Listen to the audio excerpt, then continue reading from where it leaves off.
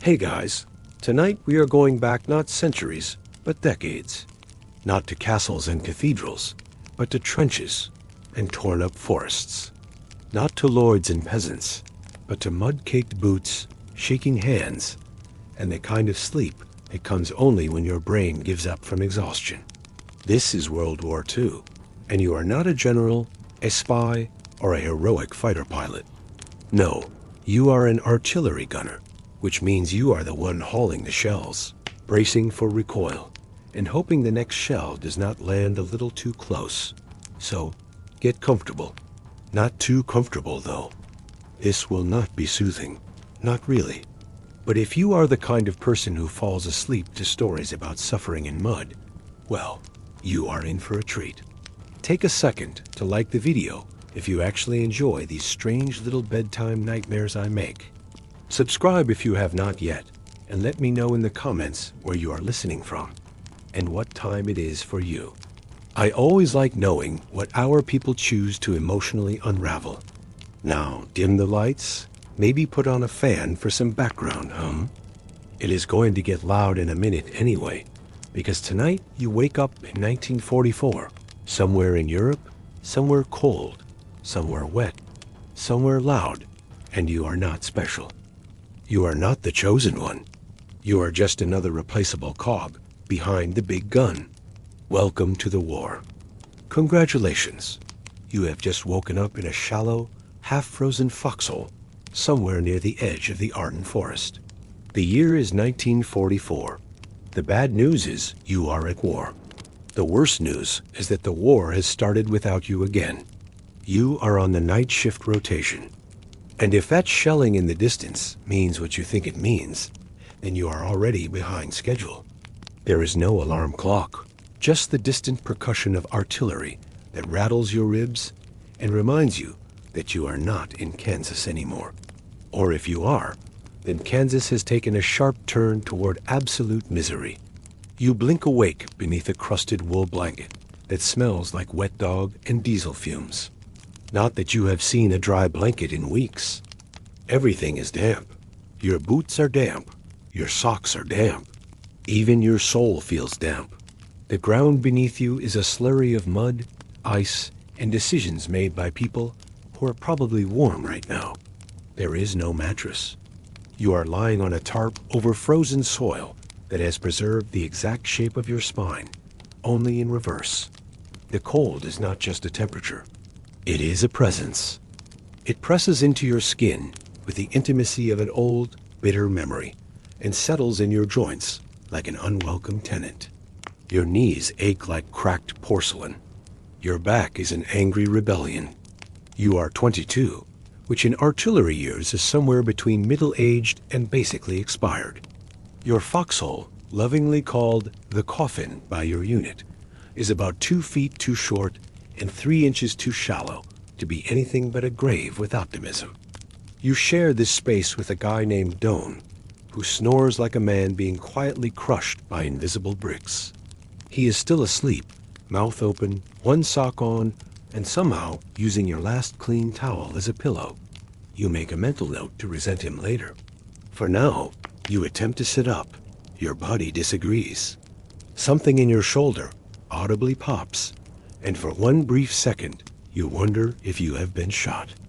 No such luck. Just another reminder that hauling 90-pound shells every day is not good for long-term mobility. You reach for your helmet. It is wet. Of course, it is wet. Everything is either wet or smoldering. You put it on anyway, because a wet helmet is better than no helmet. And shrapnel does not care how much you have already suffered.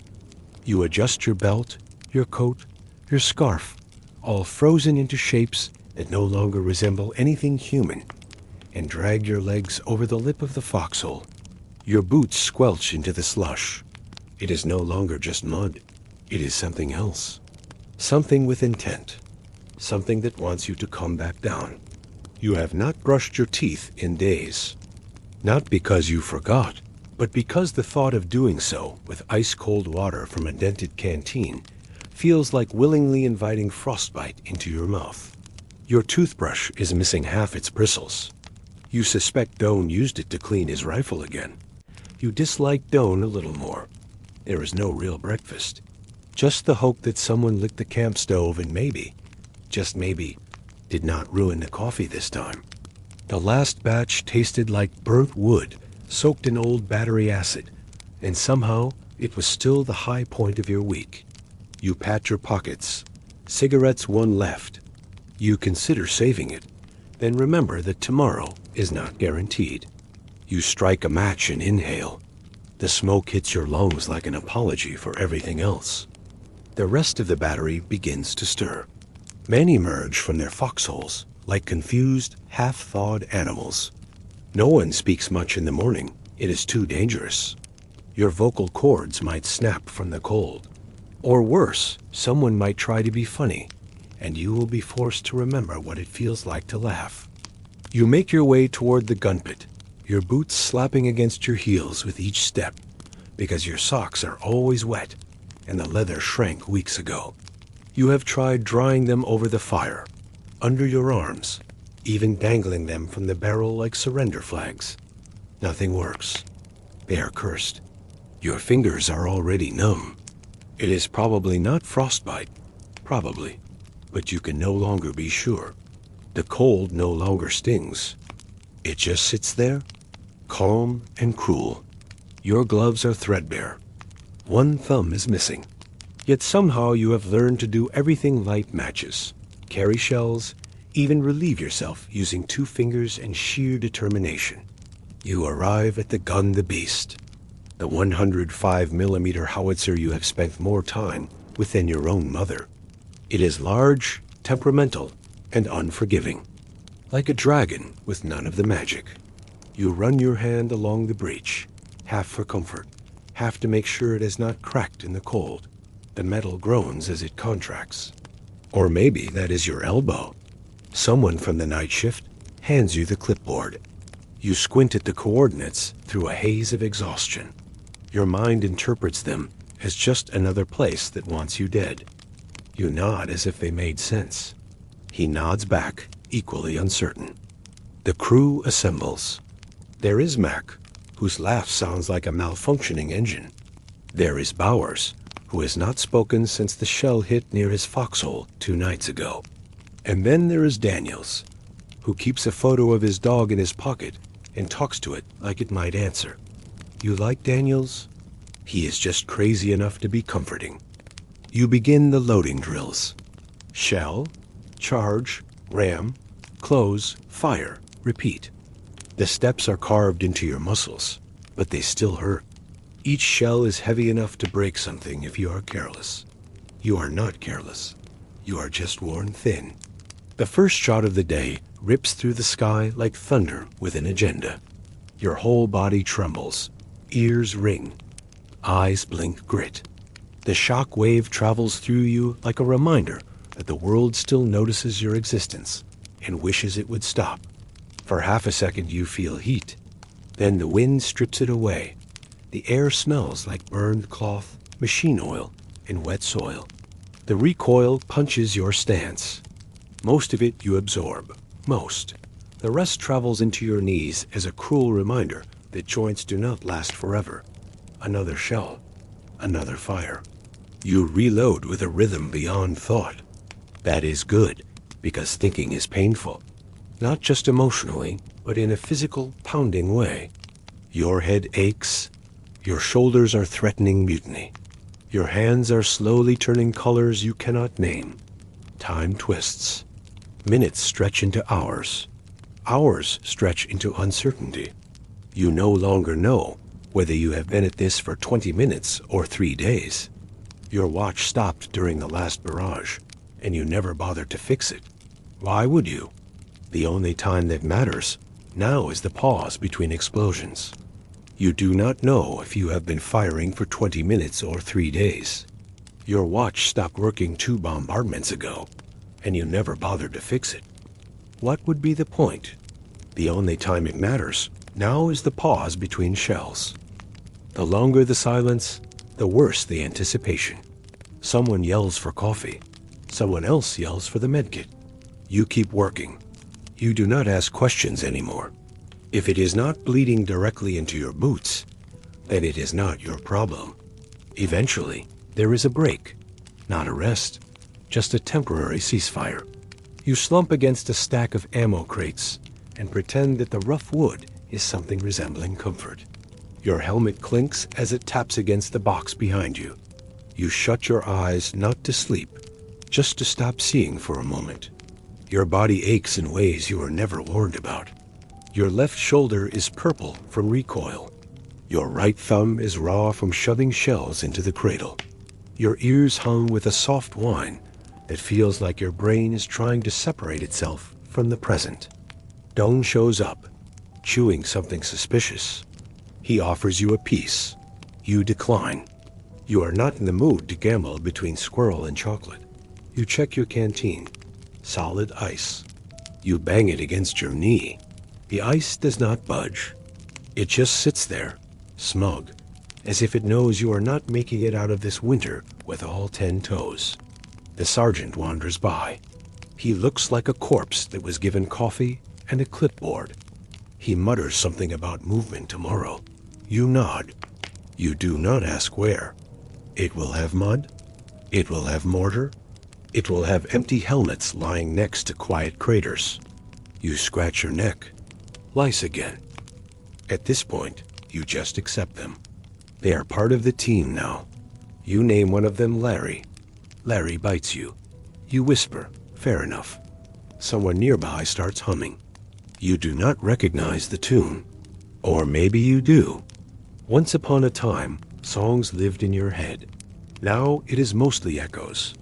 Another order comes down. Another round. You groan and rise. The gun waits. The war does not care that your bones ache, that your fingers are purple, or that you stop knowing what month it is. You step into position. Load, fire, repeat. The sky lightens slightly. Morning again. There is something deeply insulting about being cold and sweaty at the same time. Your uniform specializes in that sensation. A wool service coat over more wool, underwool wrapped in wool. A cocoon of damp misery. Every fiber is designed to trap water and extract your will to continue. Somewhere beneath the soaked fabric, you remember what dry felt like. That memory is fading. You button your coat because you are supposed to. The buttons are chipped. One has been replaced with a safety pin you salvaged from near a latrine. It stabs you once every 3 days. You let it. The coat stays shut. That is a small victory. The wool rubs like sandpaper, now saturated with days of sweat, motor oil, and something brown you stopped questioning after the rat incident. Your trousers are similarly awful. Either too big, too small, or somehow both depending on the hour. They hug in all the wrong places and trap heat like a swamp. Your thighs itch constantly. Not politely, violently. A fiery rash of red patches, flaking skin, and the possibility that you are growing mushrooms between your knees. Underneath, if you are lucky, there is a long john layer. It was white once. Now it is a sickly battlefield beige, streaked with sweat and dirt in topographic lines across your chest and legs. It smells like every trench you have crawled through. There is a rip in the back that you stitch shut with dental floss in week 2. It is holding. Barely. Your socks are a crime. Whatever they were, they are not socks anymore. They hoard moisture. Every step is a squelch. Every toe is shriveled, raw, and contemplating mutiny. You have tried everything fire drying, switching pairs, bargaining. Nothing works. They have taken sides. Your feet are unrecognizable beneath layers of peeling regret. The boots? Allegedly leather. In reality, cracked husks with no comfort and less forgiveness. The soles are almost transparent. Inside, it is mostly sand, gravel, and yesterday's blister. The boots are just flexible enough to let rocks in, but never to ease walking. Once long ago, they shone. Now, they are a dark parody of themselves. Your belt is a leather strip with a stubborn buckle. It holds your canteen, some pouches, an emergency dressing you hope never to use, and random salvaged items. Half a chocolate bar, a twist of wire, a pair of socks that you swear are only mildly moldy. The belt digs in when you crouch. It shifts when you run. It presses against your ribs when you lie down. There are straps, so many straps, crisscrossing your chest, clinging to pouches that either overflow or hold nothing. Magazine carriers that never sit right.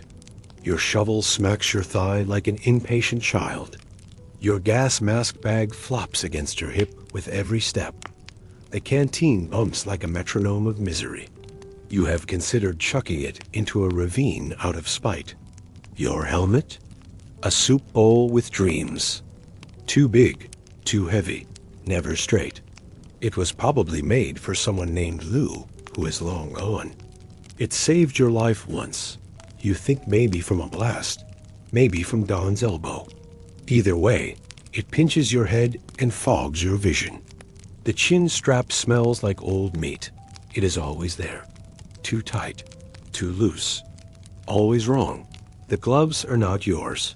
A trade, 2 sizes too big. Sewn at the palms, dangling at the fingertips. They briefly stop the cold. Then they stop everything grip, touch, control. You take them off constantly and fight to remember how fingers used to work. There is a scarf. Olive drab, standard issue. You wrapped it around your neck so many times that it could probably strangle you of its own accord. It scratches endlessly. You hate it. But you keep it, because bare skin in wind is like being kissed by knives. You fantasize about tossing it into the next artillery blast just to watch it burn. When it rains, and it always rains, the poncho comes out. Waxed canvas, rigid, with strategic holes in all the worst spots. It catches water and funnels it right into your boots. It catches the wind and flaps around your knees like a defeated banner. You loathe it. You use it anyway. There is no fresh change of clothes, no laundry, no warm pile of replacements. This uniform is your second skin, and now it is becoming your first. You tried washing a sleeve once in the river. It came back heavier, and somehow worse. There is a bar of soap in your pack, or something that once resembled soap. Now it is more like a fossil of personal hygiene. Still, somehow, you are expected to look decent when inspection comes. You have tried washing pieces of it in a river. That only made them heavier and somehow smell worse. There is a bar of soap in your kit somewhere. It has seen better days. It is hard to tell if it is soap or a compressed cube of regret now. And yet somehow you are expected to look presentable during inspection.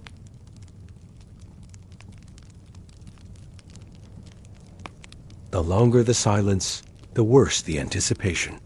Someone yells for coffee. Someone else yells for the medkit. You keep working. You do not ask questions anymore. If it is not bleeding directly into your boots, it is not your problem. Eventually, there is a break, not a rest, just a temporary ceasefire. You slump against a pile of ammo crates and pretend the wood is comfortable. Your helmet clinks against the box. You shut your eyes, not to sleep, just to stop seeing for a second. Your body aches in ways you did not know it could. Your left shoulder is bruised from recoil. Your right thumb is raw from slamming shells into the cradle. Your ears ring with a frequency that feels like it is tuning you out of reality. Don shows up, still chewing on something unidentifiable. He offers you a piece. You decline. You are not in the mood for whatever might be squirrel or chocolate. You check your canteen ice. You bang it against your knee. The ice does not care. It just stares back at you like it knows you are not going to make it through this winter with all your toes.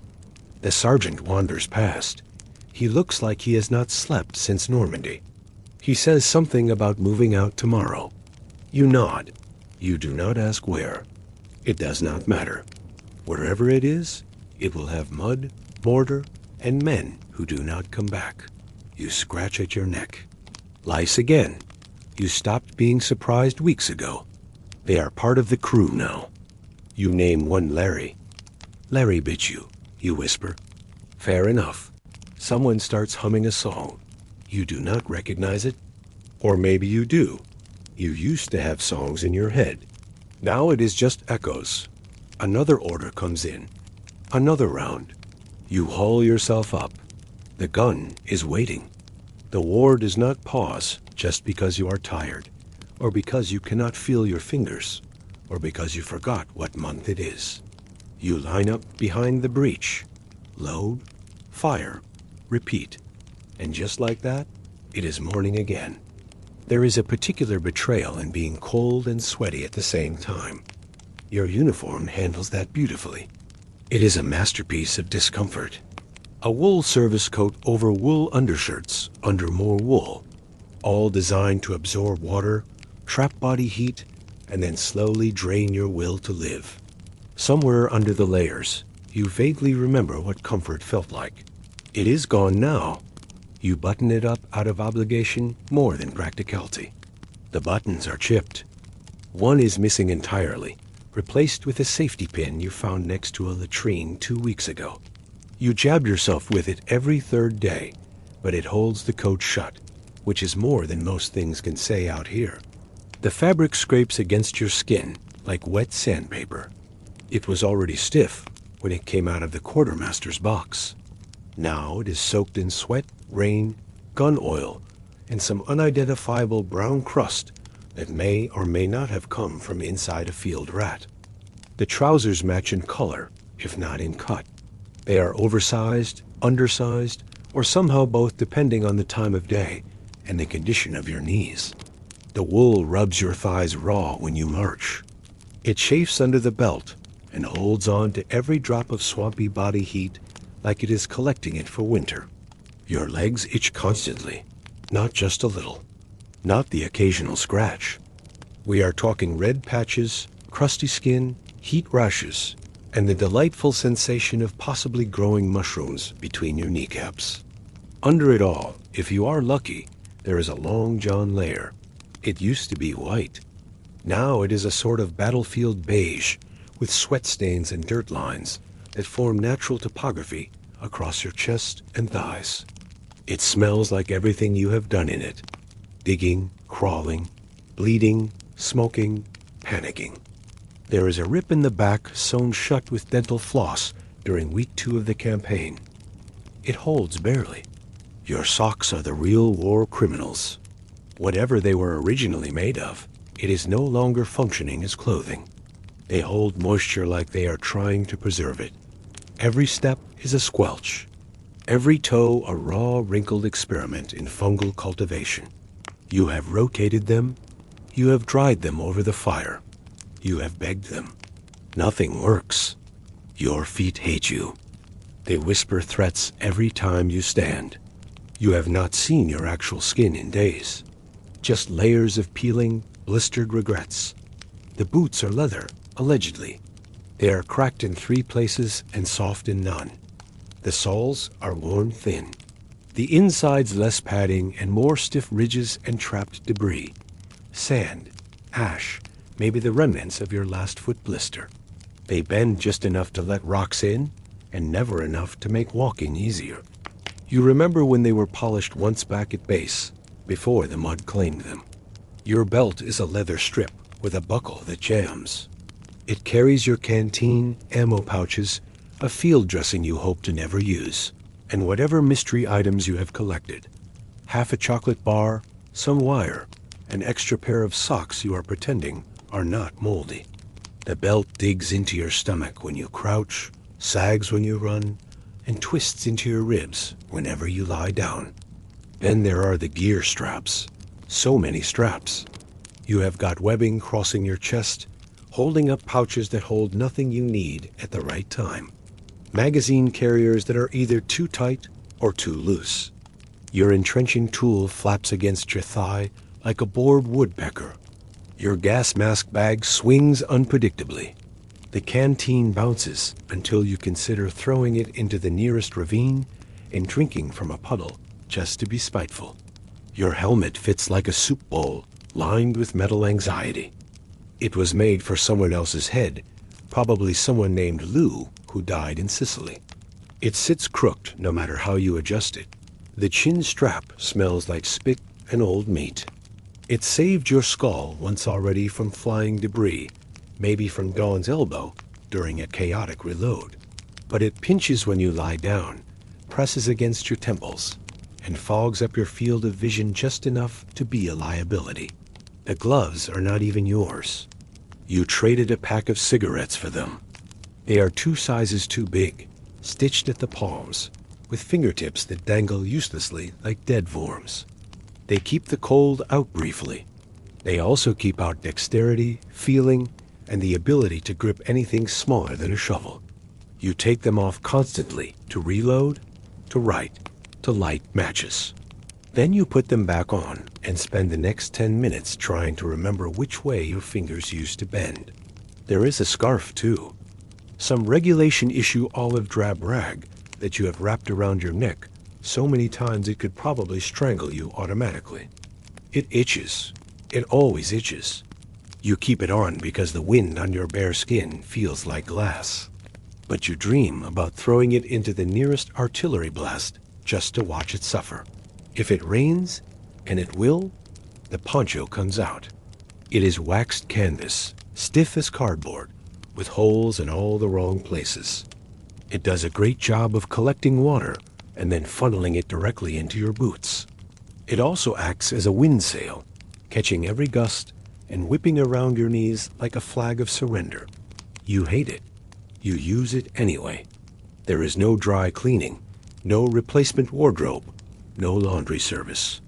Your uniform is your second skin, and it is growing into your first. You have tried washing pieces of it in a river. That only made them heavier, and somehow smell worse. There is a bar of soap in your kit somewhere. It has seen better days. It is hard to tell if it is soap or a compressed tube of regret now. And yet somehow you are expected to look presentable during inspection. You once watched a corporal brush his jacket with a boot brush. He lasted 2 hours before a mortar landed near the latrine and turned his jacket into a fine mist. After that, no one mentioned inspections again. The worst part is not the smell or the wetness or the way everything rubs your skin raw. It is the weight. Altogether, your gear, uniform, and rations add up to roughly the weight of a full-grown German shepherd. You carry it every time you move up hills, through ditches, across minefields. Your back screams, your shoulders throb, your hips bruise, and still you carry it because leaving something behind means needing it 5 minutes later. You envy the new recruits. They still believe their uniforms will protect them. They tried to keep them clean, dry, even neat. You remember that phase. You folded things, tucked things. Now you are lucky if your pants are still attached to the same waistband you started with. There is blood on your sleeve. You are not sure whose. It could be yours. It could be from helping Bowers last week. He caught some shrapnel and screamed like a wounded animal. You wrapped his arm with your scarf. That is why it is stained. You never washed it. You do not want to. You shift your rifle strap. It digs into your collarbone. You have tried patting it. It did not help. Now there is just a permanent dent in your shoulder muscle. The sling smells like sweat and the inside of a tank. You clean the rifle more than you clean yourself. Not out of discipline, out of survival. A jammed rifle is a death sentence. A jammed zipper is just part of the ambience. The uniform does not keep you warm. It does not keep you dry. It does not keep you sane. What it does is keep you uniform like everyone else. Just another figure in the mud. Another ghost wrapped in military wool, moving through the smoke and sludge like you were born in it. You get used to the feeling. Not comfort, just familiarity. You learn to stop noticing how everything scratches and pulls. You stop flinching when the dampness creeps down your spine. You even stop wondering what it used to feel like to wear clean cotton. Somewhere deep down, you know there is a warm place with central heating and a drawer full of socks. But not here. Not now. Out here, your uniform is your armor, your coffin liner, your towel, your blanket, and sometimes your only protection from the wind that wants to flare you alive. You tighten your belt, adjust your scarf, pull your gloves on again. The gun is ready. The shells are waiting. The next fire mission is coming. And your uniform scratchy, soaked, and 2 sizes wrong, is the only thing between you and frostbite, at least for another hour. You blink through the haze. The shell cases are stacking up again. It is going to be another long day. You might think that after hauling shells and fighting the weather, you would be rewarded with something resembling food. You would be wrong. Breakfast in the artillery unit is not a meal. It is a dare. It is a game of how much of this can I chew before my morale evaporates completely. There is no dining hall, no waitstaff, and definitely no one asking if you would like coffee with that. There is coffee, allegedly. You will get to that. It starts with the sound of mess kits clattering. That faint rattle of dented aluminum pans banging against each other as people shuffle toward the cook tents, or in some cases toward the back of a truck that has a pot and a man with a ladle and a 1,000-yard stare. No one lines up. It is not orderly. It is a slow, silent migration, like zombies that just remembered what hunger feels like. You find your kit buried under your coat, wrapped in a rag that used to be your undershirt. You open it. The inside smells like old bacon and metallic shame. You scrape out a crumb from yesterday, maybe the day before. Hard to tell. It looks like it once had texture. You close the lid. You step into the line. The man in front of you has not shaved in a week. Neither have you. The man behind you is humming. Not a tune, just a sound. A low, flat hum that seems to come from somewhere deep in his throat, like he is trying to convince himself he is still alive. No one speaks. There is nothing to say. You all know what is coming. The cook does not look up as he slops something into your pan. It lands with a sound that can only be described as wet and tired. The menu. Oatmeal. Maybe it is beige. It is warmish. It has the consistency of plaster and the smell of damp cardboard. You have stopped asking what is in it. The truth would only make it worse. There is no seasoning, no sugar, no variety. You just swallow and hope it goes down clean. You get halfway through before you bite something. Not crunchy, not soft, just unexpected. You pause. You consider asking. You do not. You chew again. It does not help. You swallow hard and feel it sit in your stomach, like a promise that the day will only get worse. If you are lucky, there is bread. Not fresh, not soft. It is a brick-a-dense, flour-based insult. You try to bite it. Your teeth bounce off. You turn it over, looking for a weak spot like it is a piece of enemy armor. You gnaw at the edge until it gives slightly. You tear off a bite and immediately regret it. It is dry, so dry your tongue sticks to it. You chase it with coffee. That is a mistake. The coffee is black. That is where the similarities to real coffee end.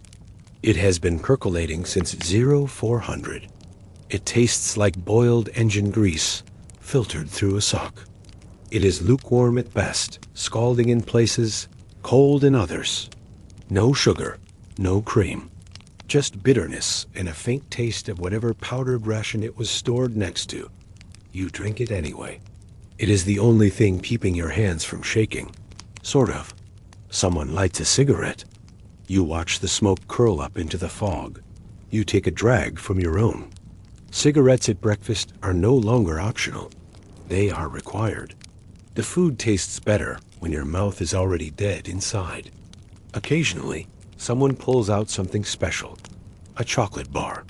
A pack of crackers. A spoonful of jam smuggled from a supply drop. They do not share, not because they are selfish. Because survival is not a team sport when it comes to rations. You have done it too. Hidden things. hoarded a tin of sardines for a day when the oatmeal turns green, which it does. Sometimes you finish eating because not eating is worse. It is not satisfying. It is just necessary. Like putting oil in a dying truck engine. You know it is going to break down eventually. You just hope it gets through one more mile.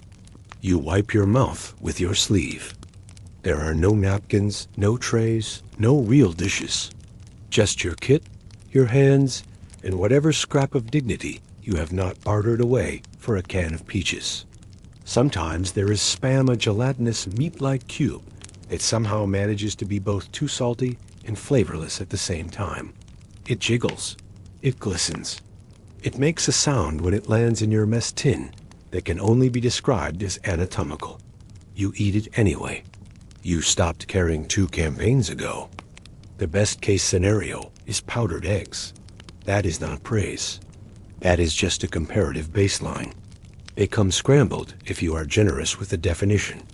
Rehydrated, rubbery, and vaguely sulfuric. You douse them in Tabasco if you have any left. You do not. If it is a holiday, they might give you sausage. 1.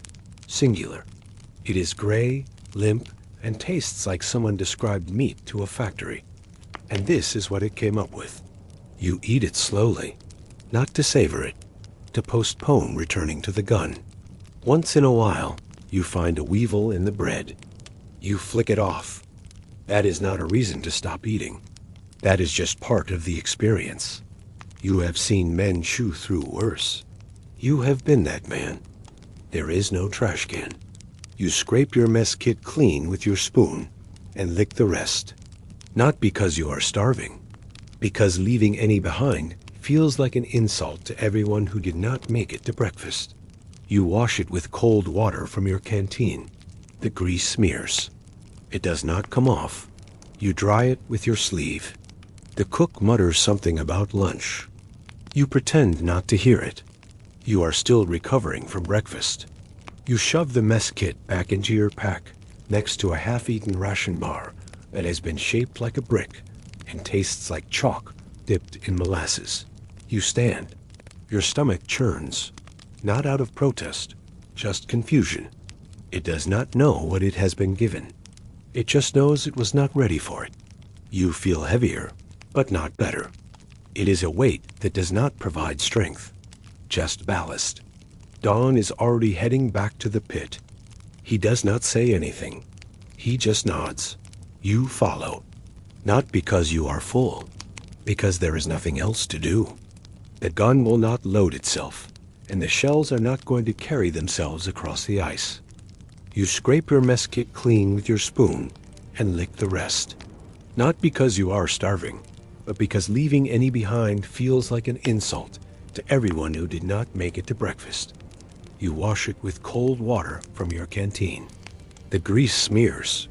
It does not come off. You dry it with your sleeve. The cook mutters something about lunch. You pretend you did not hear it. You are still recovering from breakfast.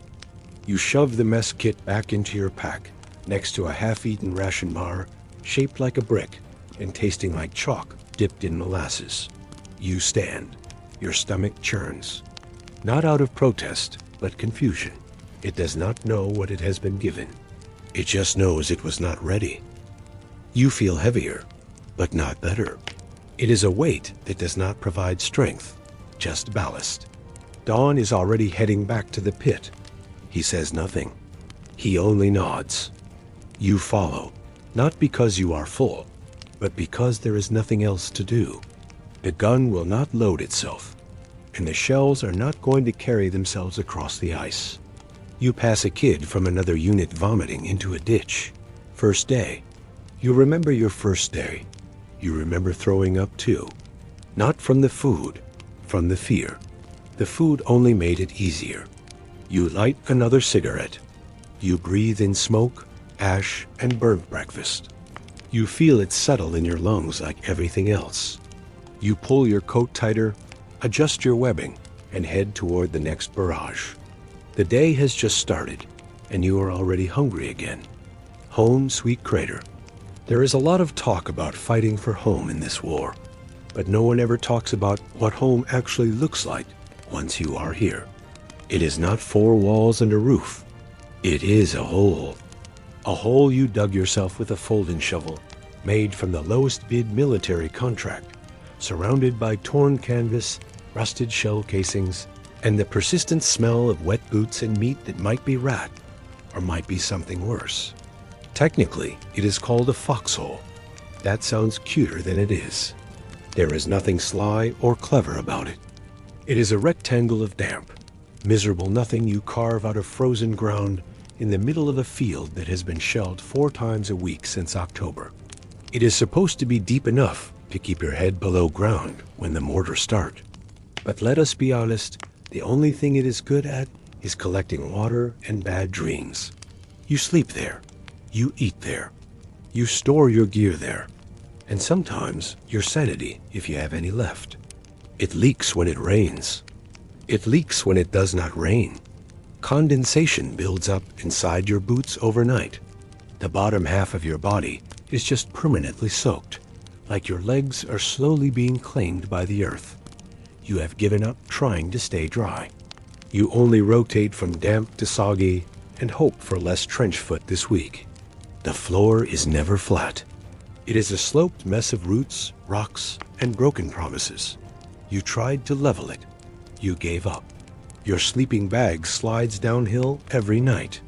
You wake up with your feet wedged under your ammo box and your helmet full of condensation. Sometimes you dream of mattresses. Then you wake up with a stick jammed between your ribs and someone screaming for a medic 4 holes over. If you are lucky, you have reinforced the walls with sandbags. If not, congratulations. You live in an earthen bowl that collapses every time it freezes, thaws, or shakes from the latest shell impact. You have rebuilt the edge 4 times already. The 5th is coming. You can see the cracks forming again. One corner caved in during the last storm and buried half your socks. You still have not found them. The roof is a tarp, a canvas, or a jacket you have stretched over some sticks and weighed down with bricks from a nearby barn that got flattened during a night raid. The wind flaps it like it is mocking you. It does not keep the rain out. It only helps the water collect before dumping it all at once. Occasionally, it sags low enough to slap you in the face while you sleep, a kind of soggy alarm clock with no snooze button. Privacy does not exist. Your foxhole is within coughing distance of 3 others. The only thing separating you from Don's farts and Carter as chronic throat clearing is 2 feet of mud and whatever is left of your mental barriers. At any point, someone might shout into your hole to borrow cigarettes, ask for water, or collapse half-conscious after a long shift at the gun. You once had a dream, not an actual dream, just a concept of living in a space with a door.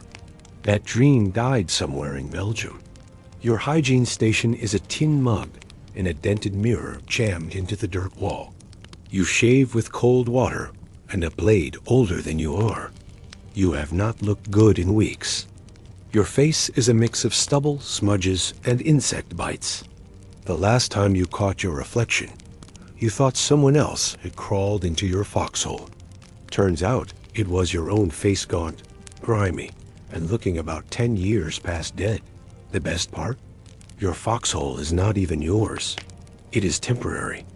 Everything is. Every position is one blown fuse or bad order away from being abandoned, shelled, or overrun. You do not decorate. You do not get attached. The guys who try to make it cozy, the ones who hang photos or build shelves out of crepe wood, those are the ones who never seem to make it past week 4. You keep it simple. A kit. A blanket. A damp Bible, if you are lucky. A bayonet wedged within arm's reach, just in case. You have tried to make improvements. You dug a side pocket for your gear. It collapsed. You added a ledge for your canteen. It filled with water. You drove nails into the dirt to hang socks. They disappeared. One morning, you woke up to find a mouse gnawing on your bootlaces. You let it finish. At least someone was getting a meal. Noise is constant, You do not get peace and quiet. You get background war, incoming shells, outgoing fire, screams, shouts, diesel engines coughing to life at dawn, boots stomping through mud, the ever-present whisper of wind through broken branches above you. And that is the best-case scenario.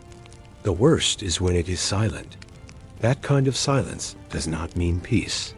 It means something is coming. You have tried earplugs. They do not help. You can still feel the vibrations. Every blast shakes the ground. You feel it through your hips, your spine, your teeth. You have learned to tell the difference between a mortar and a howitzer by the way your foxhole trembles. You have also learned to tell when it is too close to matter. Water pools near your head at night. You wake up with your blanket soaked and your nose cold. You stuff rags into the corners to keep the runoff from flowing through your food stash. It does not work. Nothing works. You built a trench around the lip once, trying to redirect the flood. It filled in by morning. The dirt here does not care. It eats your effort and gives you back mildew. Sometimes a guy brings back something weird to decorate: a bit of shrapnel, a chunk of tile, a piece of a German helmet. Little trophies of misery. You saw someone nail a playing card to the wall once. The Queen of Hearts. He stared at it for days. Then one day, he just stopped showing up for breakfast. What then? You would be clean for an hour, maybe two. Then the shelling would start again. The dirt would stick again, and you would crawl back into your foxhole, smelling like sweat and cordite, and whatever had died in the next trench over. There is no hygiene here. Only maintenance. Only survival. Only doing just enough not to rot while you wait for the next order to come down. You do not simply work with the artillery gun. You live with it. You eat next to it. You sleep near it. You dream about it. And if you are unlucky, you wake up to it. The 100mm howitzer is not a weapon. It is a presence. It has moods. It has quirks. It has a name. Probably something unflattering that began as a joke and stayed. Something like Bira, or Helmuth, or that damn thing. No one respects it, but everyone obeys it. It is long, heavy, and covered in grime. The paint is chipped. The barrel is scarred. There is dried blood on the recoil, mechanism that no one has cleaned, not because they are lazy, but because no one remembers whose it was. That is not morbid. That is Tuesday. You know every bolt on it, every lever, every part that needs coaxing. You can load a shell blindfolded, not because it is a trick, but because you have done it in the dark, half asleep, while half of Belgium tried to explode. You can tell it is ready to fire by the pitch of the breech slam. You can tell it is broken by the way burnt powder clings too long to the air. It is supposed to be operated by a full crew. 6 men at minimum. You are down to 4 on most days. Sometimes 3. You rotate roles like dancers in a fevered dream. Load, fire, reset, adjust elevation, run the targeting map, call out distances, check the fuse settings, haul another round, yell over the blast, duck shrapnel. Repeat until someone is too injured or too deaf to continue. The shells are heavy, 90 to 100 pounds, depending on the type. If you lift them wrong, your back goes. If you lift them right, your back still goes, just a little more slowly. The lifting is only the beginning. There is hauling, bracing, aligning the fuse with hands that will not stop shaking, ramming the charge, locking the breech. You are not just firing artillery. You are feeding it like some angry metal god that only understands violence and trajectory. It is loud. Of course it is loud. That much is obvious. But you think you understand that until it fires for the 100th. Time beside you and your eardrums try to escape through your sinuses. The pressure hits you in the chest. You feel it more than hear it. It turns your ribs into tuning forks and makes your teeth hum. You have used earplugs. They do not help much. They only dull the edges enough to let the ringing settle in afterward. Your hearing is already damaged. Everyone's is. Conversations are now half lip reading, half guessing. You smile and shrug when someone gets frustrated. You hope it was not something important like get down or incoming. You will find out eventually. The recoil is violent. You brace your legs wide, but it still rocks your whole frame. One guy dislocated his shoulder just from standing too close when the trail jolted back. Another got knocked off his feet and bit through his tongue. You have had bruises on your hips for so long you named them. There is no clean part of the gun. Every surface is covered in soot, grease, ash, and powder residue that sticks to your fingers and seeps through your gloves. You wipe it off with a rag that is already filthy. You gave up trying to make things clean. You only aim for not sticky. There is maintenance too. Endless maintenance. You grease the breech. You oil the threads. You check the trails for cracks. You tighten bolts with tools that barely fit in the cold, with gloves that do not grip while your hands go numb and the wind tries to pull your scarf into the machinery. If you skip a step, you will know. Usually when something jams, and you have 10 seconds to fix it or die trying. It breaks constantly. Not completely. Not cleanly. Just in small ways that ruin your rhythm and put someone at risk. The recoil might stick. The barrel might seize. The elevation lock might slip just enough to send the next shell into the wrong hill. You have seen it happen. You have seen what it does. You do not talk about that. You try to treat the gun with respect. You wipe it down. You cover it with canvas when you are not using it.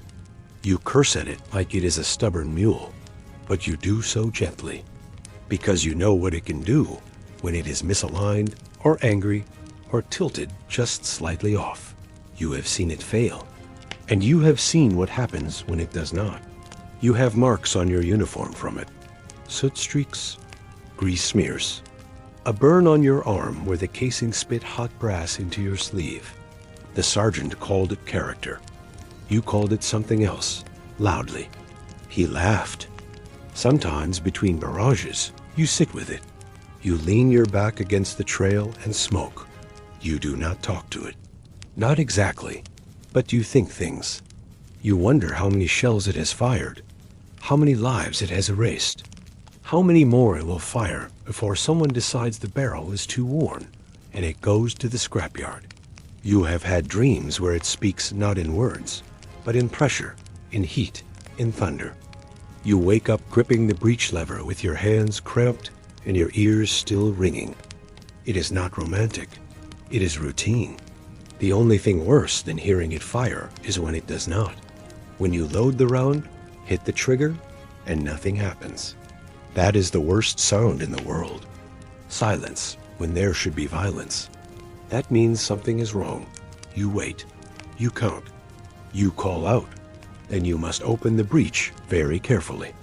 You pray the round is a dud. You pray harder. It does not cook off in your face. You never truly trust the gun. You depend on it, yes, but you do not love it. You are not one of those who names it and strokes it like a pet.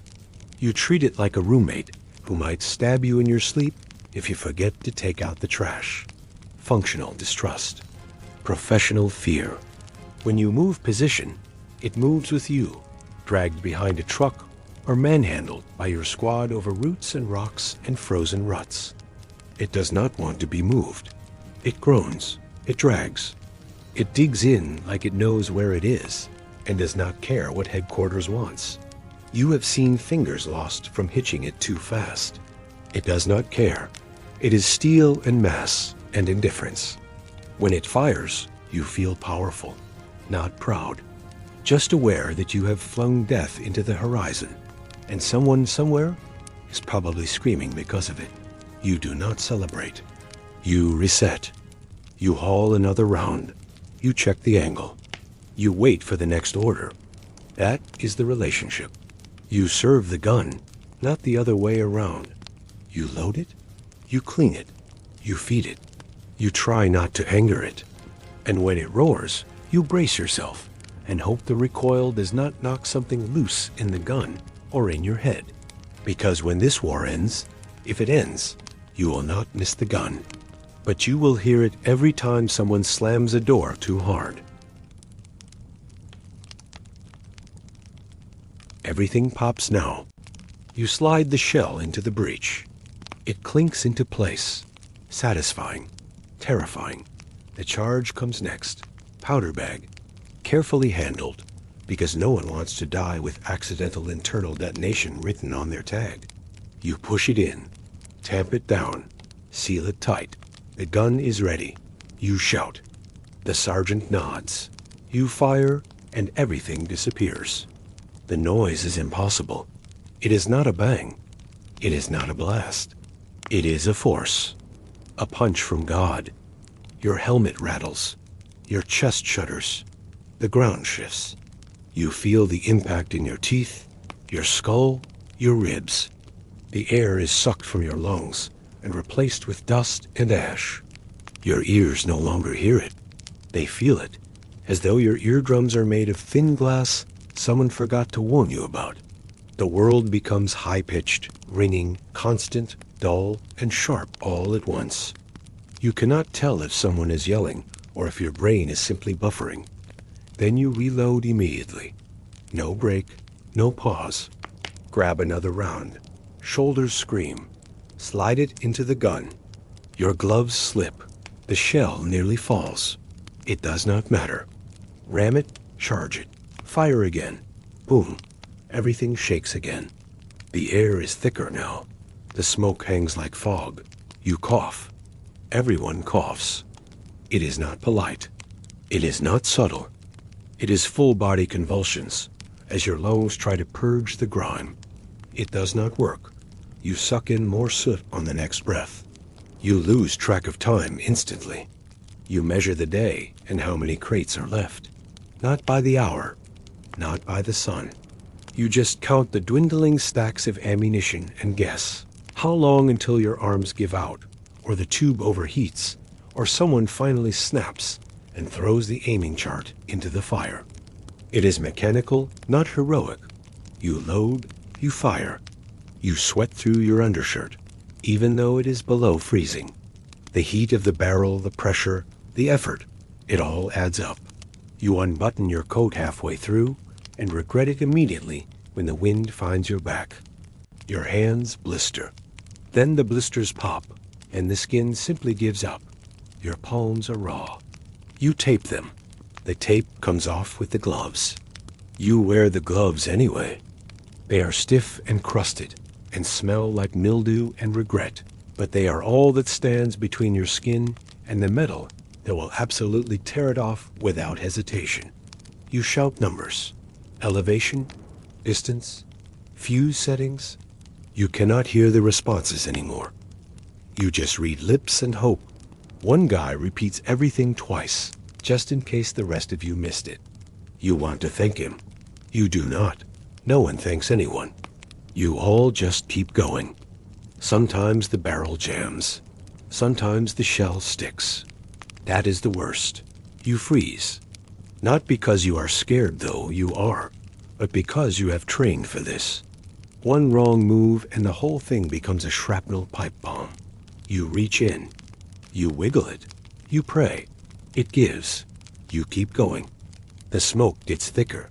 Your face is black with soot. You wipe it away and smear more across your cheek. Your eyes sting. You have forgotten what clean air tastes like. You stop noticing the grime. You only notice when someone coughs up something red. There are moments when it stops. Not by design. Just a pause. Out of shells. Radio silence. Wind shift. You lower your arms and lean on the trail. Your knees buckle. You pretend it is just a rest. You sit in the mud and feel your legs buzz. That is your blood pressure having an existential crisis. Don asks if you are okay. You nod. He is not okay either. No one is, but it does not matter. The gun is still here. That means you are too. And there is mortifier. Always mortifier. The paperwork comes after. You fill in numbers with shaking hands. Shells used. Targets hit. Estimated effectiveness. You do not know what you hit. Trees. Trenches. Buildings. People. You do not ask.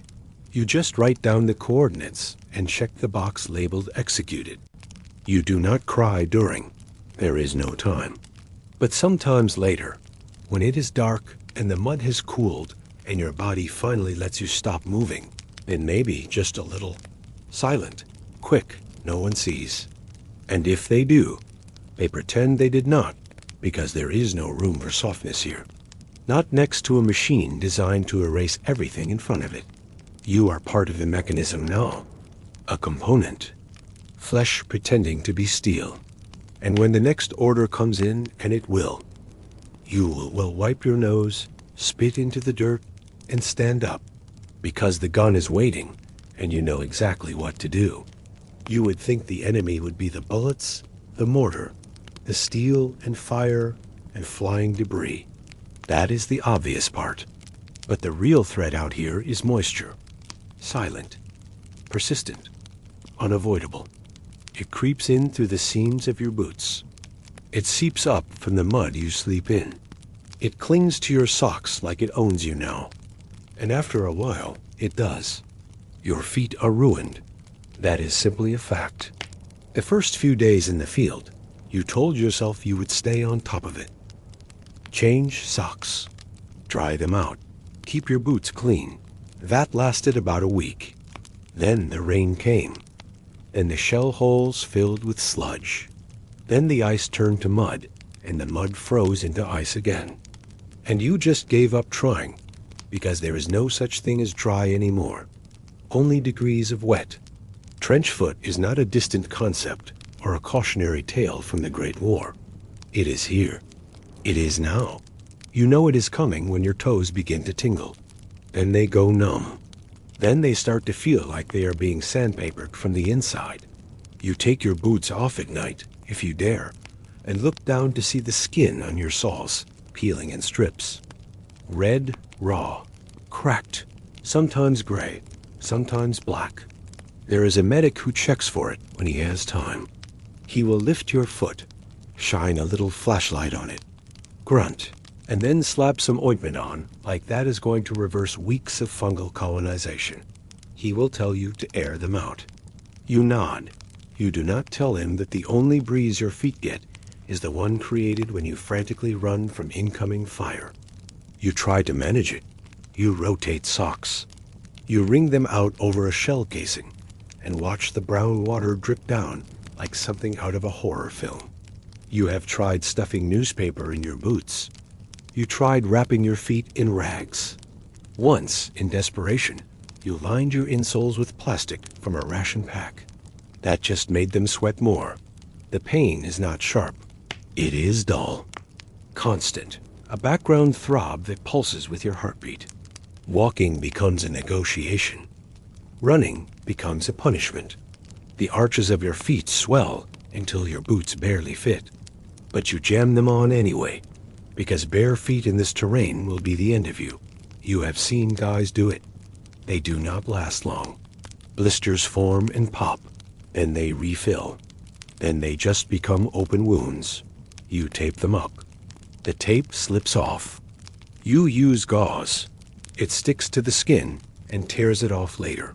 You give up and just shove your foot back in the boot and walk on it until it goes numb again. That is the closest thing to relief you get. You are not alone. Everyone has something wrong. Broken toenails, infections, bunions so big they have names. There is a guy in your squad whose heel turned green last week. You have not seen him since the medic cart came around. Probably shipped him out or buried somewhere between shell holes. And it is not just feet. That is the headliner, sure. But the rest of your body is not faring much better. Your knees are shot not from bullets, but from crawling, crouching, kneeling, and hauling. Every time you lower yourself into a foxhole, something cracks. You brace against the side of the pit and pretend that it is fine. It is not fine. You have a permanent limp that swaps legs depending on the weather. Your back is a slow-motion injury that started somewhere in week 2 and has now fully settled into your spine, like a drunk tenant who will not leave. Every shell you lift adds another layer of damage. You cannot sleep flat anymore. Your muscles spasm at night. You stretch in the mornings and feel vertebrae click like a typewriter someone kicked down the stairs. Blisters on your hands, open wounds between your fingers, gun oil soaked into your skin, so deep your palms smell like cordite, even when you have done nothing for hours. Your fingernails are cracked. One got torn off entirely last week when you slammed the breech too fast. You wrapped it in cloth and kept working. You did not even notice until someone pointed at the blood. You are always bruised. Always shins from the crates, elbows from the gun shield, collarbone from the strap of your gear, digging in during every sprint and scramble. You once counted 13 bruises on one leg and could not remember how any of them happened. They just appear now like souvenirs for invisible beatings. You are hearing a shot. That is not a maybe. That is confirmed. The constant shelling, the repeated blasts from your own gun, the concussive force shaking your inner ear like a maraca full of regret. It has taken its toll.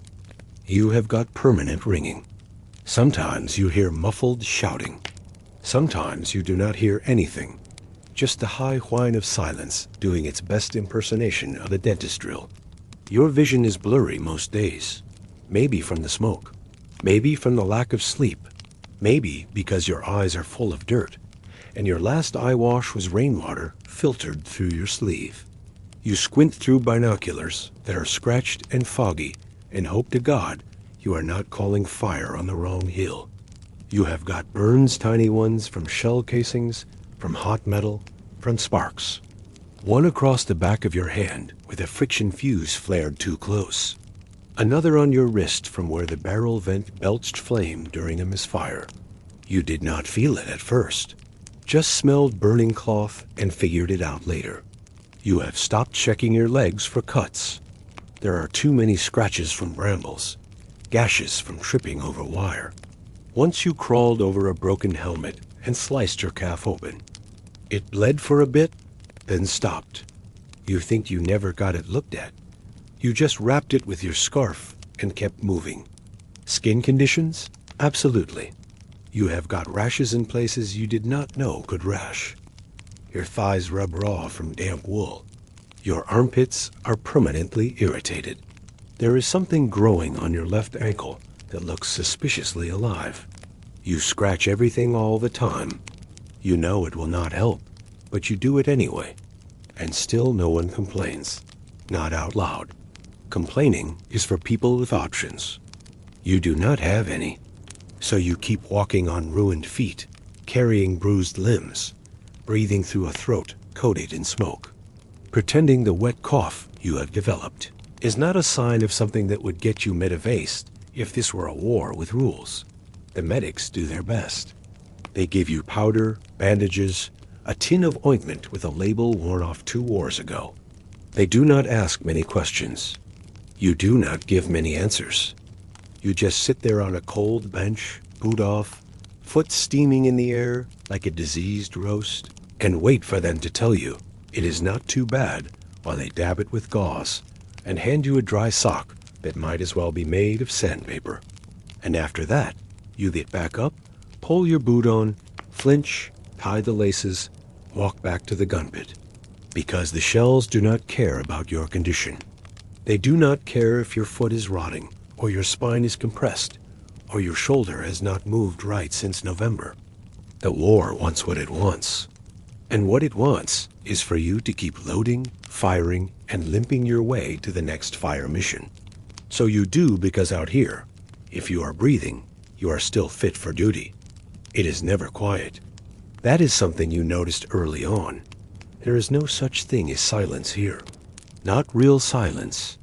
Not the kind where you hear your own breath, or birds, or the wind in a tree, without thinking it is carrying death on it.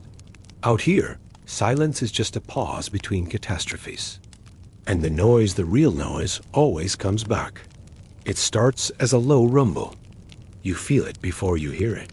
Through your boots, through the earth, through the wall of your foxhole, if you are lucky enough to still be in one. It builds in your gut, a kind of pressure that rolls upward like a warning. Then it hits. Boom. The air tears open. A shell lands a few 100 yards out. It does not matter how far.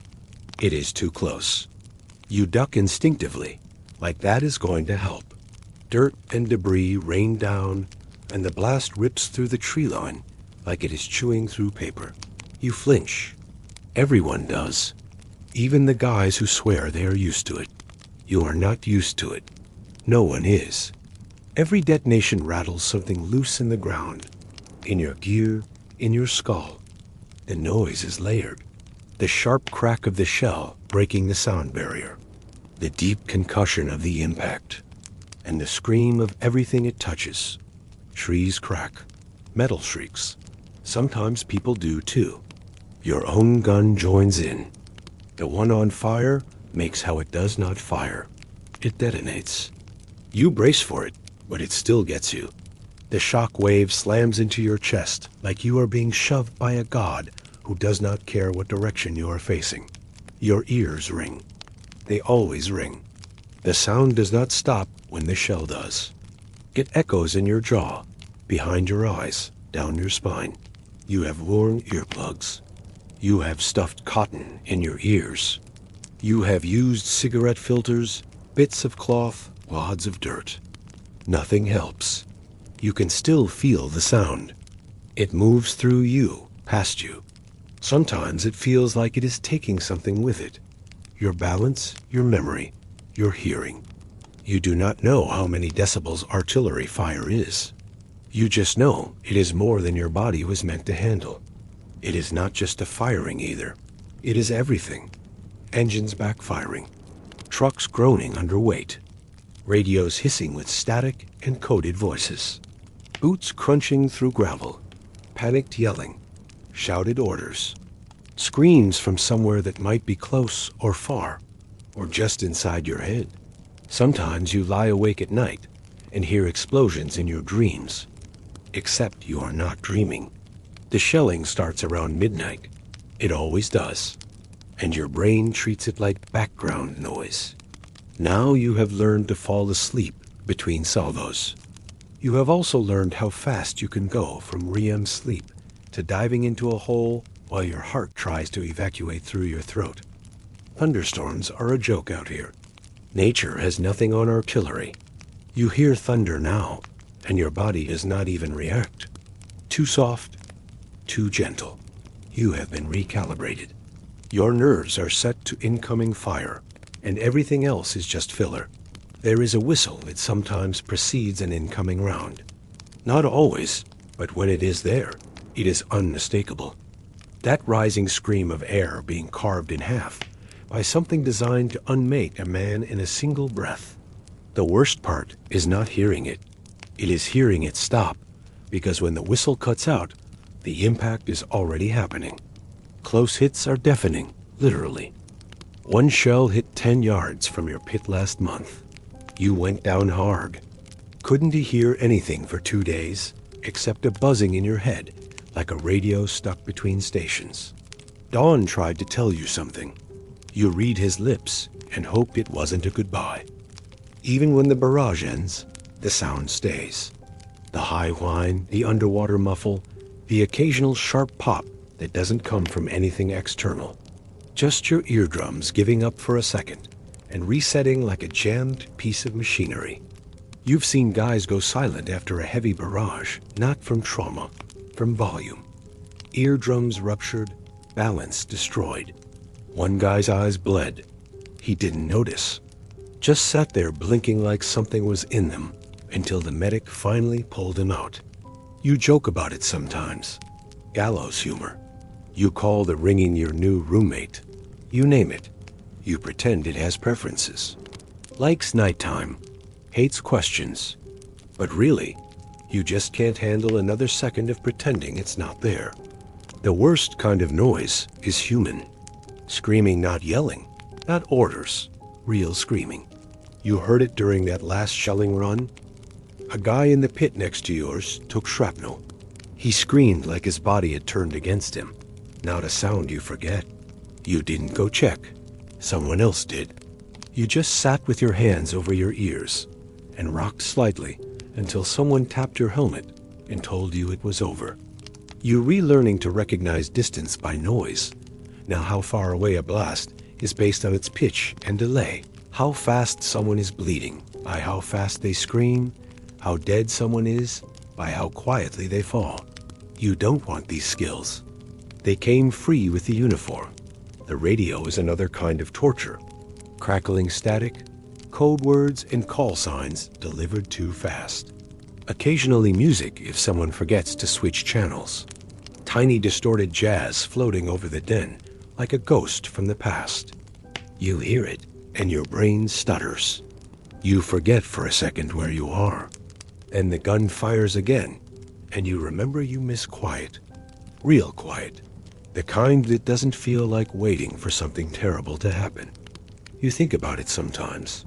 A silent room, a closed door, no boot stomping, no mortar cracking the sky open, just stillness. Then you realize you probably wouldn't survive it anymore. You'd sit there waiting for the shell that never comes. You'd go insane from the absence. You've seen guys go pale from sudden silence. When the shelling stops, when the guns go cold, when the radio cuts out, that's when you start sweating. Not relief, dread, because something always follows silence, and it's never good. So you live in noise, constant, thunderous, bone deep. You flinch less now. Your reactions are slower. Your hearing's worse. You've adapted. That's not the same as coping. You just rewired. Because out here, noise isn't background. It's the main event. It eats sleep. It devours nerves. And eventually, if you're lucky, it makes everything so loud, you stop hearing the parts of yourself that are still breaking inside. It starts with a name being called out, someone walking down the line with a sack, reading tags like a roll call of forgotten lives mail. You stop what you're doing. Everyone does. Doesn't matter if you're covered in grease, if the gun is mid-maintenance, if there's another fire mission prepping on the board. The second someone says mail's here, your body moves on its own. You don't expect anything that's safer. Expecting is for people who haven't been out here long enough to understand what hope costs. But sometimes there's a letter folded, smudged, stained, written by someone who still lives in a world with clean sinks and weather that I send to lethal. You take it with fingers still filthy from gunpowder and dried blood. You don't open it right away. You sit with it for a second. Let it exist in your palm like a fragile relic from another dimension. Then you unfold it slowly, carefully, like it might explode. Sometimes it does not literally, but in ways you weren't prepared for. There's the handwriting, familiar, strange. Now, you forgot how your sister loops her G's, how your father doesn't use punctuation, how your girlfriend's letters smell faintly of something floral that no longer belongs in your world. You breathe it in, and it hits harder than any shell. They write about things you can't relate to anymore. How the weather's been, how the dogs are getting fat, how the neighbor got a new car and parked it wrong again. You read about warm kitchens, broken furnaces, people arguing about things that don't matter. You read it, and you feel two things simultaneously: comfort and rage. Because none of it matters out here. Not the new fence. Not the drama at work. Not the joke about someone's cousin who got drunk at a wedding.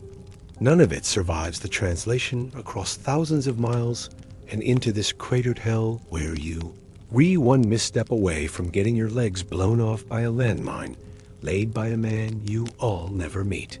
But still, you keep reading. Even when the letters hurt, especially when they hurt. Sometimes they try to be uplifting. We're so proud of you. You're so brave. You read those lines and something inside your chest curls up into a ball and wishes it could vanish. Brave. That's the word people use when they don't understand. You're not brave. You're functioning.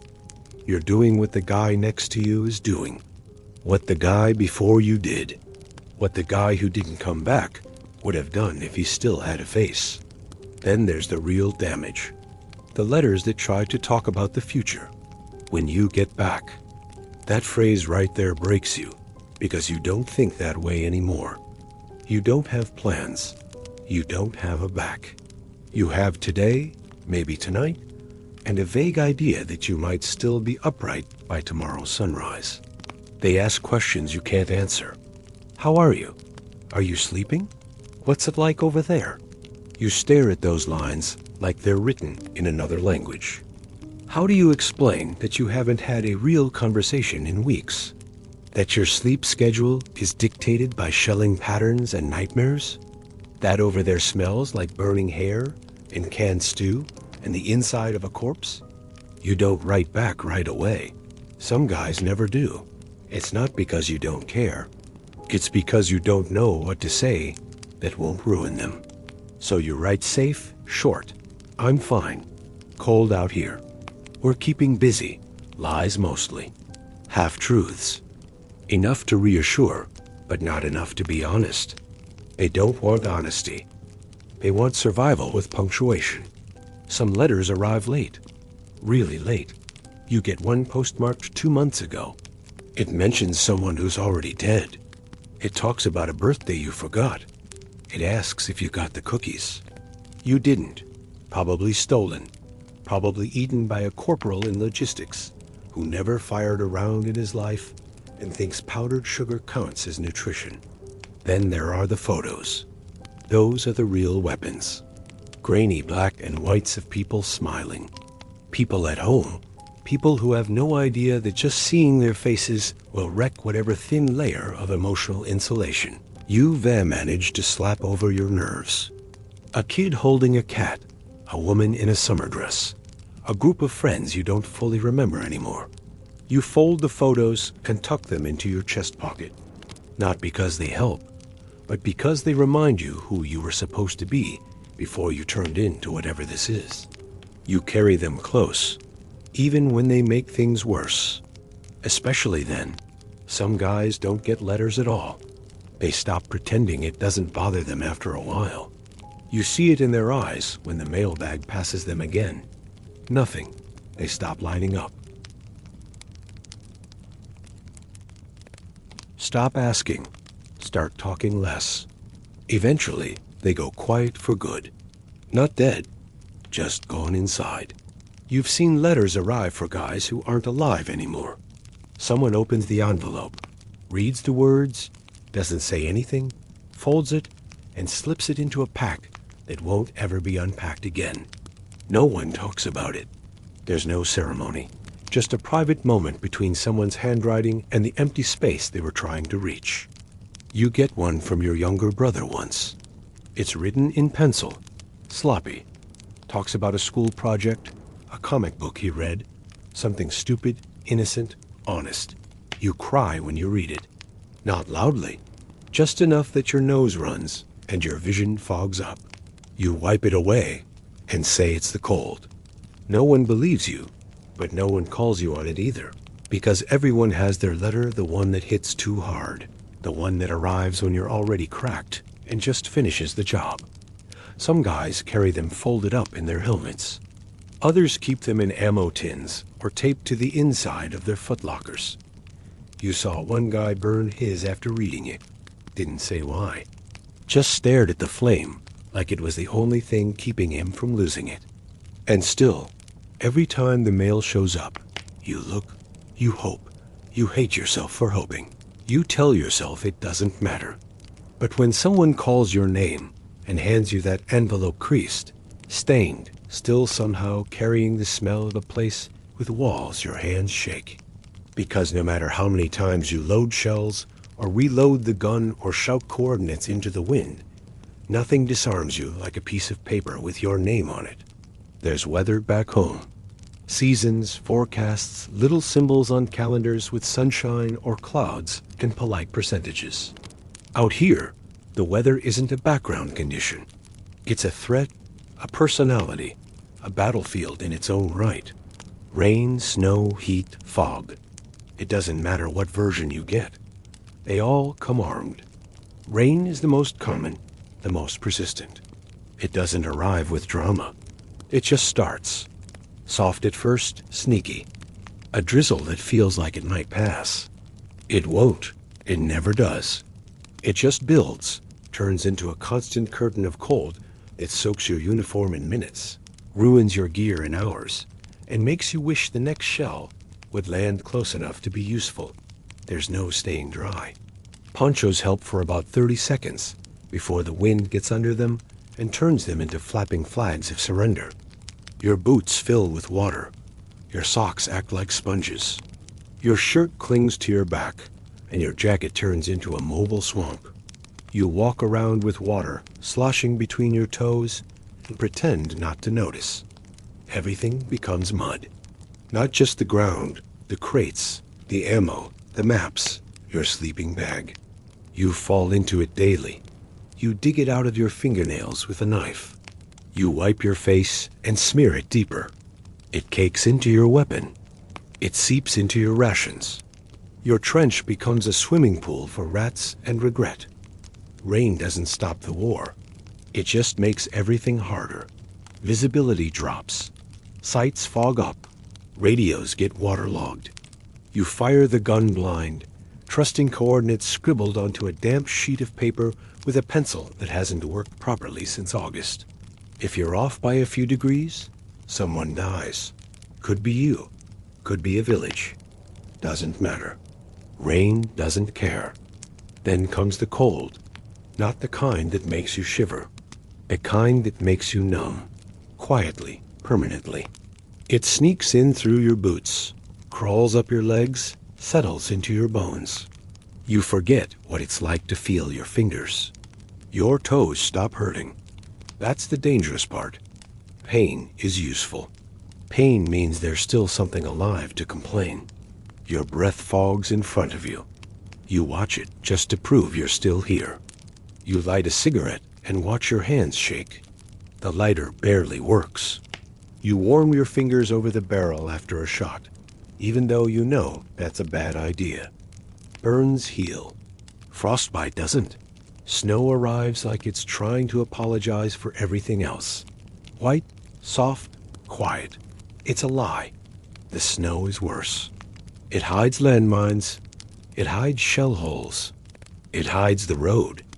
You've watched a truck veer off into a ditch because the snow disguises the edge of the path like a perfectly laid trap. You've slipped more times than you can count. Once you dislocated your shoulder and popped it back in using a tree and pure adrenaline, you didn't even tell anyone.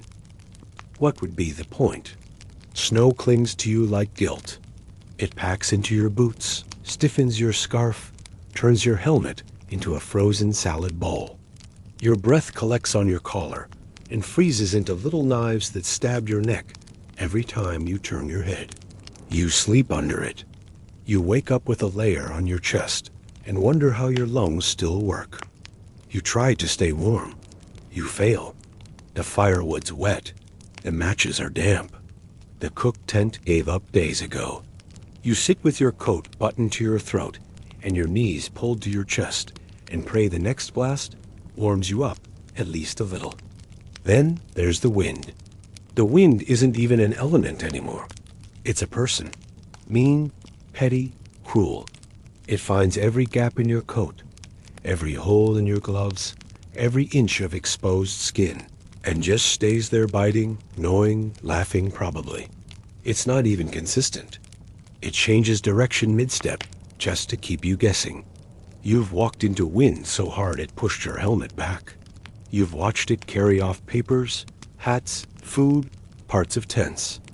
You've watched it scatter fire missions across the field like confetti, and then you had to pick them up while your fingers froze and your sergeant screamed. Spring should mean relief. It doesn't. It means thawing, which means mud again. It means rain again. It means things that were frozen start to smell again. Bodies, food, rot. You learn to hate spring as much as winter, because at least when it's frozen, it's quiet. When it melts, everything starts moving again. Bugs, mold, and the war. Summer is held in a different costume. It's hot, but not in a pleasant way. Not beach hot, not sunburn hot. It's sweat under wool, dehydrated before noon, salt-streaked uniform hot. You drink warm water out of a canteen that smells like rubber and disappointment. You work the gun while sweat pours down your face and into your eyes. You squint and miss a fuse setting, and the shot goes long. You can't strip down, not really. Your gear still has to stay on. The vest, the helmet, the gloves. It's all soaked by 0900. By noon, it smells like death. You once took your shirt off to wring it out. The steam it let off was impressive, if horrifying. And then there's the bugs, the ones that hatch in the heat. Flies, mosquitoes, wasps that seem personally offended by your existence. They find every scrape, every saw, every spot of dried blood, and treat it like an invitation. You've swatted so many you do it in your sleep. Now the bites turn into welts. The welts get infected. You scratch without thinking. Then you bleed. Then you wrap it in the same bandage you've been reusing since the Ardennes, and hope the tetanus doesn't show up until after the war. And through all of it, there's still the shrapnel. Doesn't matter what the weather's doing. It finds you in the rain, in the snow, in the fog. It comes in fast, jagged, hot a blur of metal, the size of your fist or smaller than a coin. You hear it buzz. You feel it hum through the air like angry bees with bad intentions.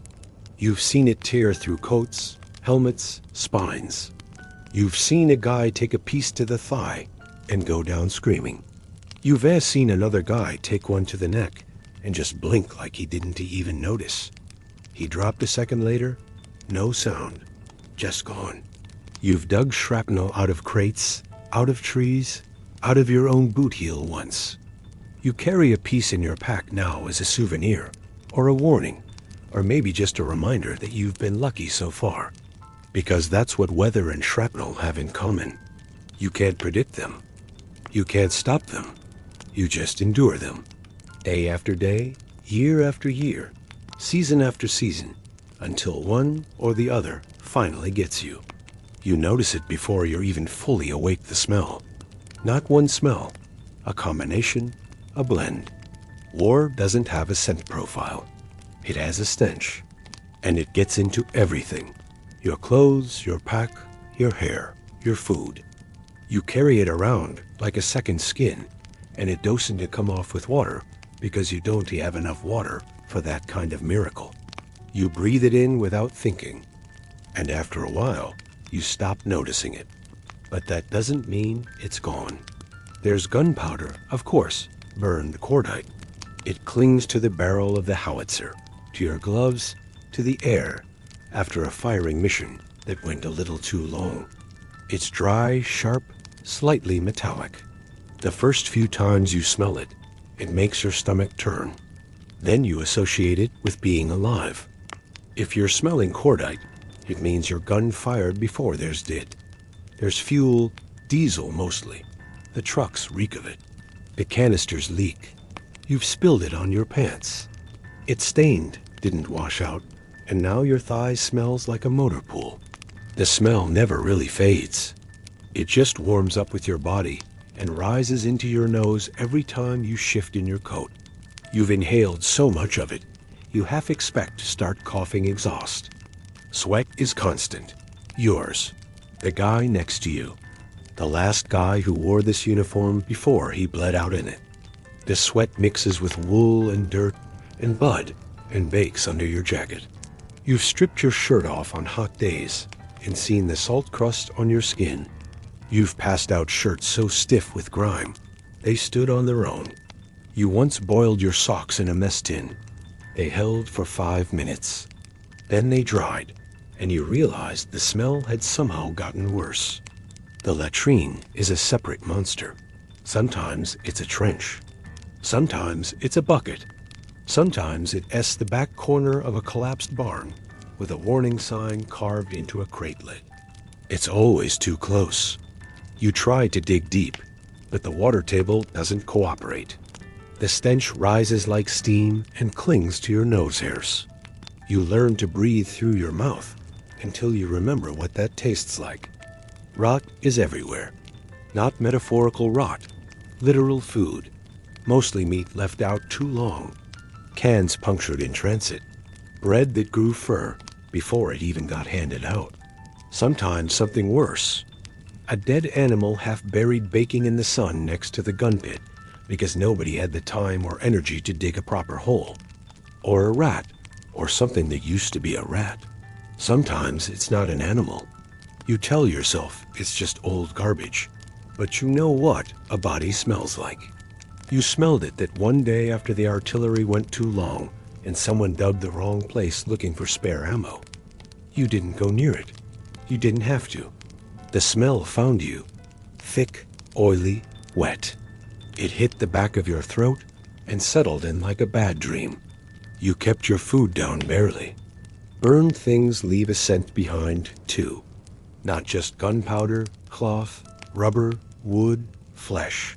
Sometimes you don't ask questions. A tent goes up in flames after a shell hits too close. You help drag the pieces out. The tarp is melted. The cot is smoking. Something inside crackles.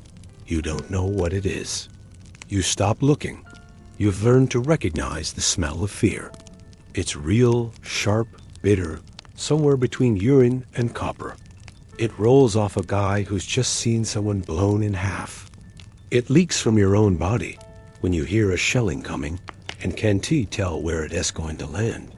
You wipe your face, your hands, your neck, and you smell it. Their panic turned physical.